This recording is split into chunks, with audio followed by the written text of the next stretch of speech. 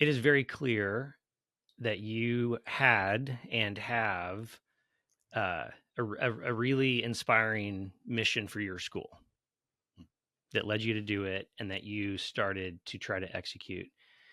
And this has what, been 3 years, 4 years now? We're in year 6. Yeah. 6 years. Okay. In the first couple of years, you and I were hanging out as friends, grabbing a beer, and I would just ask you kind of like,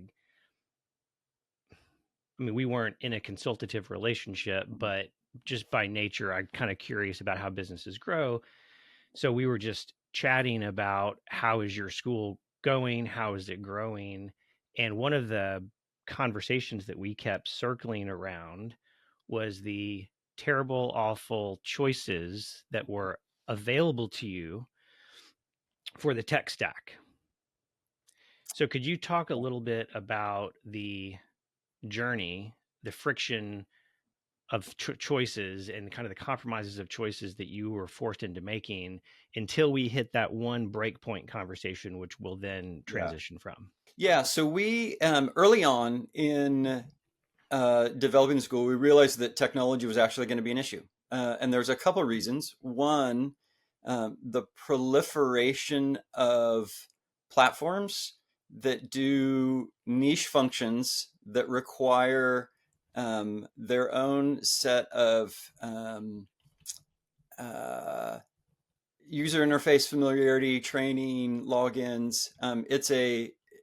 I know it's a problem in all industries, particularly in education. It's very easy for a teacher or a school leader to have 7, 8, or 9 different tools that they're using that are proprietary. They function for one particular thing, maybe communications, it may be material, it may be college, it may be grading, and simply the sheer number, any one of them in isolation may be fine in its function, but simply the sheer number has its becomes a cognitive drag that makes it harder for teachers to focus on what they're there for, which is Mm-hmm. actually the growth and learning of the student. So we saw that going into it at the beginning. And so we were seeking to find and build a coherent ecosystem and set of principles for the use of the tools to minimize that management. Uh, Real quick, I just want to jump yeah, in with a comment. yeah. You were saying that the magnitude, the number of tools starts to take on a life of its own. Like the quote that comes to mind for me of that is, "Quantity has a quality all of its own." So true. And And so, it's not a good quality no, it's in this not. case. And so, I think what you're saying is the switching cost when you start ratcheting up the number to 7 to 9 tools, the intraday switching costs between logins, UX experience is taking a heavy mental productivity toll, focus toll on the teachers to be able to do their job That's right. to lead these students. That's right. Yeah. And obviously one of those tools is email. And in my career as a school administrator, at one point just did a simple track of the number of emails in a given year that I had, and it went over a span of 10 years from 6 or 7 thousand to over 30,000 emails in a particular year. And so simply and you and I have talked, I think we were actually talking about this years ago, that the going through my inbox as a function and task in a work, it doesn't produce value, and yet it takes a significant amount of time just to go through that process. And so we were seeking to develop a way of how we would communicate and collaborate together that even with that one tool alone would be more productive rather than just communication management, as it tends to be. Thirty Um, thousand is a staggering number. it, it, If you divide that against the number of working days and then divide that down into the number, like you would have to be checking like 10 emails per minute in order to stay up with that. yeah, Right. And so, and then again, there's the psychological load of knowing I'm not getting to those emails. I'm not, there's an information that I may be missing. There's a level of being included in things that are taking my mind, they're taking energy to ignore. I actually have to make a choice to Right. do that. And um, Um, have you read Cal Newport's A World Without Email? I think you and I probably I, traded that book. yes, I have. And yeah, I'm a Cal Newport fan. I make our seniors read his work, Deep Work, at the start of the year, and it has a transformative effect. So yes, A World Without Mm, Email is actually um, a paradigm that makes complete sense to us.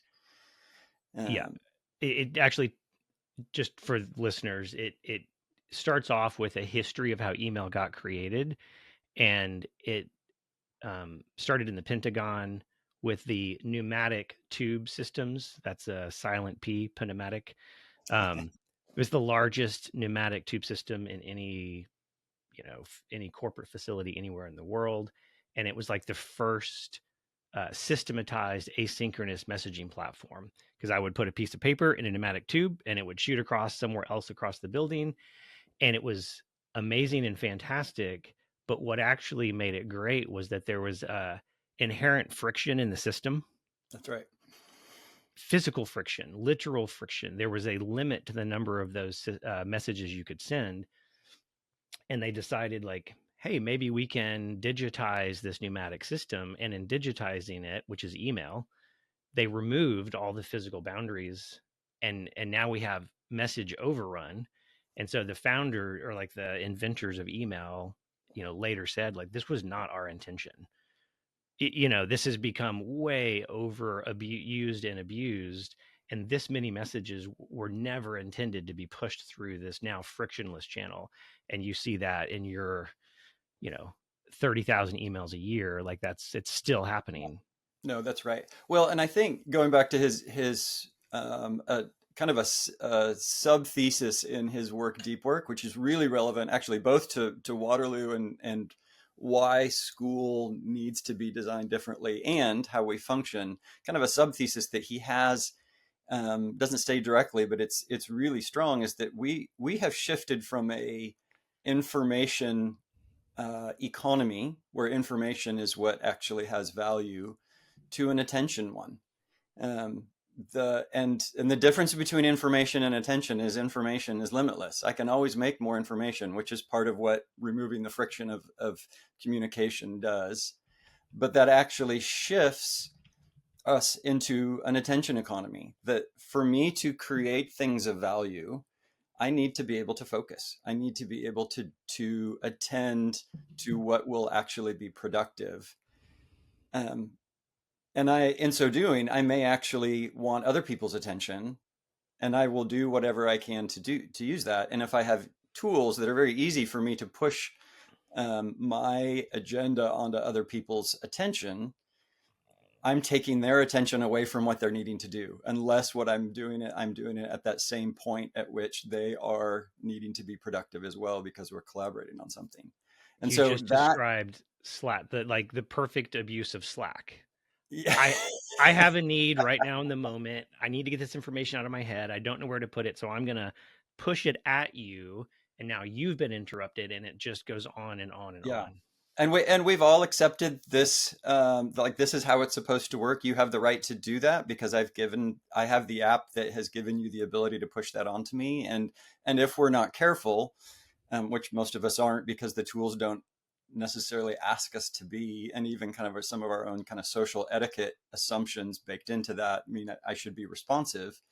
We end up not being able to focus and be productive and do work, both because we're distracted all the time or simply because we have too many things on our agenda because our agenda is separated out into a number of different platforms and different projects and different collaborations and communications, all of which the timing is do it as soon as you get that message. or decide, try to figure out how you're going to manage that flow of information. And that's where that attention economy, I think, is a really helpful paradigm, because whereas information is infinite, I only have so many hours in the day and so much attention to give. And if I give it away to communication channels and back and forth in different ranks, I don't have it to actually do the work that I need to do to create value.